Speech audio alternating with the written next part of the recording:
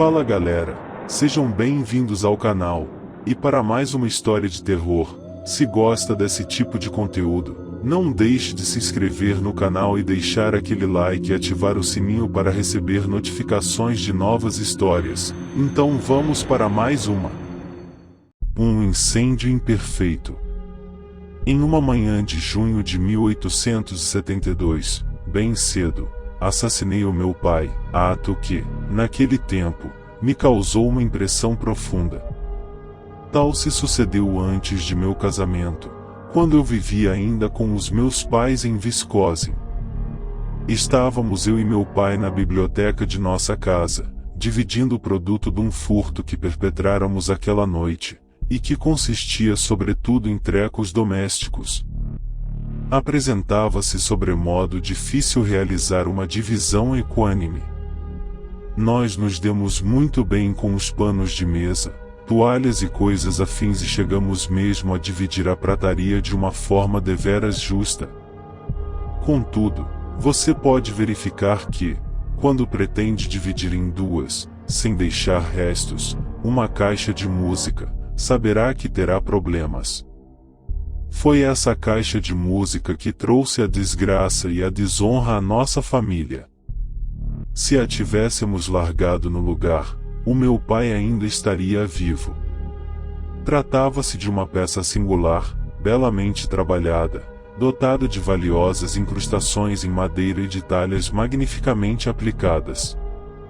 Não apenas executava uma grande variedade de melodias, como, sem que houvesse necessidade de dar-lhe corda, cantava como codorniz, latia como um cão, cacarejava todas as manhãs e recitava os 10 mandamentos.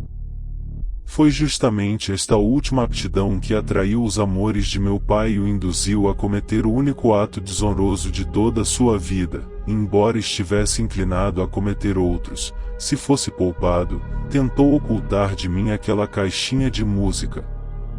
E me jurou, por sua honra, que não a furtara, embora eu soubesse muito bem que foi o propósito de consegui-la que o atraíra àquele roubo.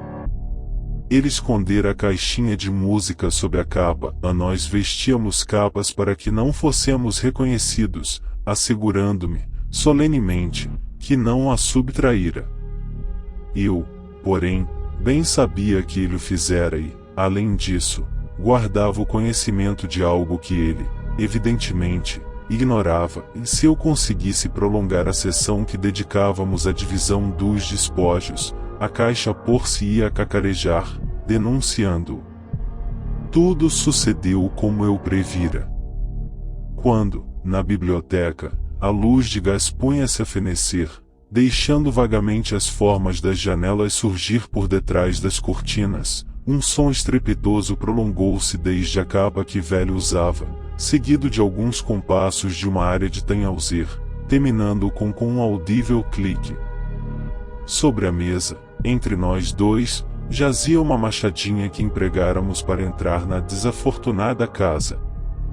Ao ver que lhe era inútil continuar em sua dissimulação, o velho sacou a caixa escondida na capa e a depositou na superfície da mesa. Parta a caixa em duas, se é isso que você quer, disse. Eu só pretendia salvá-la da destruição. Ele era um amante apaixonado pela música, e sabia tocar sanfona com sentimento e expressão. Eu falei, e eu não questiono a pureza de seus motivos, seria presunção de minha parte julgar o meu próprio pai. Mas negócio é negócio e com essa machada vou ultimar a dissolução de nossa sociedade, a não ser que o senhor consinta em levar uma certa vantagem em todos os roubos futuros. Não, disse ele, após uma breve reflexão. Não, eu não poderia fazê-lo.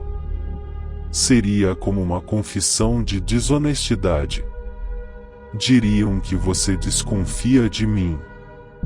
Não pude deixar de admirar o seu espírito e a sua sensibilidade.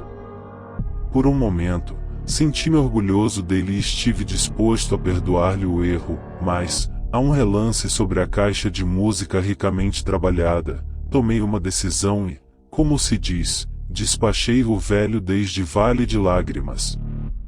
Senti, porém, um certo desassossego. Ele era o meu pai, o autor do seu ser, demais disso, sem dúvida, alguém iria descobrir o corpo.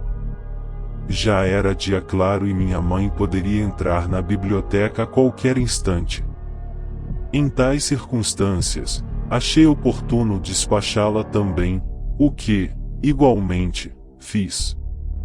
Depois, despedi e paguei os empregados domésticos. Aquela tarde, procurei o chefe de polícia.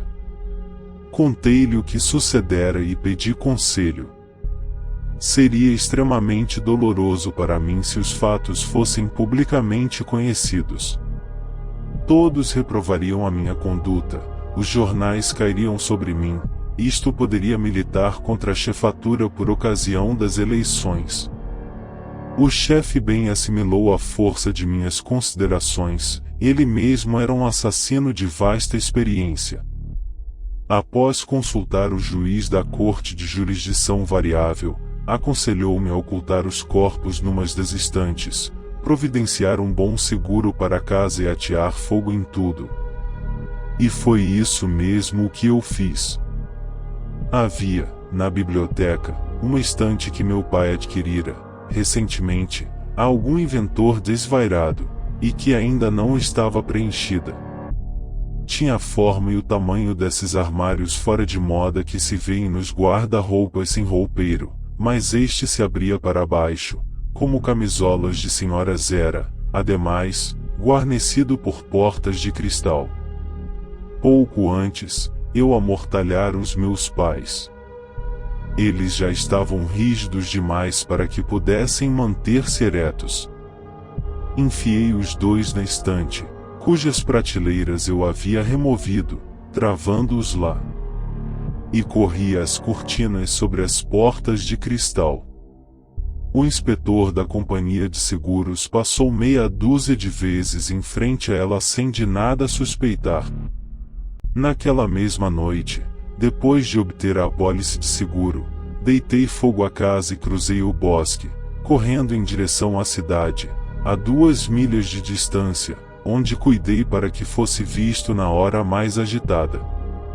Uni-me à multidão, gritando as mágoas pela sorte de meus pais, e cheguei ao incêndio 2 horas depois de tê-lo provocado. Quando cheguei, correndo, ali já se ajuntava a cidade inteira. A casa havia se consumido completamente, mas a estante ainda estava de pé, no meio das brasas cadentes, intacta. As cortinas arderam-se e afastaram, exibindo as portas de cristal. Através dela, uma intensa luz rubra iluminava o interior, ali estava o meu pai morto, íntegro como se estivesse ainda vivo e, junto a ele, prostrava-se a sua companheira de sofrimentos e alegrias. Não tinham sequer um pelo chamuscado e as suas roupas estavam ilesas. Nas cabeças e gargantas apareciam os ferimentos que eu me vira compelido a lhe infligir para levar a cabo os meus intentos. As pessoas permaneciam em silêncio, como se em presença de um milagre. O respeito e o terror as fizeram emudecer. Até eu mesmo me encontrava extremamente afetado. Passados uns 3 anos, quando os feitos acima relatados já quase desvaneciam de minha memória, estive em Nova York para ajudar a passar letras do tesouro falsificadas. Um dia, olhando despreocupadamente as vitrines de uma loja de móveis, contemplei uma exata reprodução daquela estante. Eu a comprei por uma mísera quantia a um inventor arrependido, explicou-me o lojista. Ele me disse que a estante é à prova de fogo, já que seus poros de madeiras estão cheios de alumínio sob pressão hidráulica e o cristal é de asbesto. De minha parte, não creio que seja à prova de fogo. Você pode tê-la pelo mesmo preço que se paga por uma estante ordinária. Não, disse eu. Se você não me pode garantir que não é à prova de fogo, eu não quero. Então me despedi, dando-lhe bom dia. Eu não a teria por preço algum, ela me revivia lembranças sumamente desagradáveis. Fim. Se gostou, deixa o like e não esqueça de se inscrever no canal.